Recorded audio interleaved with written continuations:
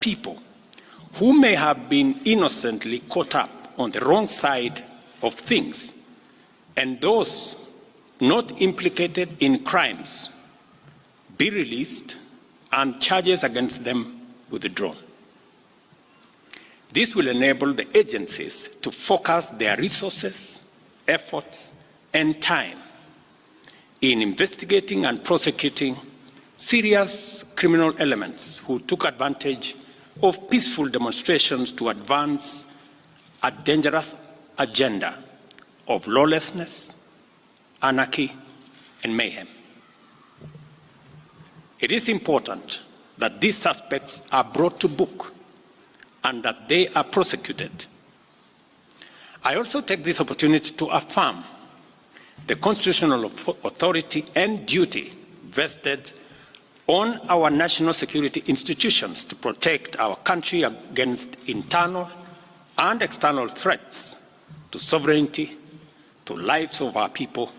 our rights, freedoms, property, peace, stability, and prosperity, as well as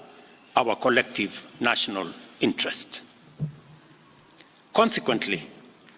I call on the National Police Service to use its mandate responsibly, professionally, and effectively in full compliance with the Constitution, with a view to promoting the national objectives of Article 238, 239, and 244 of our Constitution. All breaches and violations by police officers must be handled expeditiously with a view to giving Kenyans a police service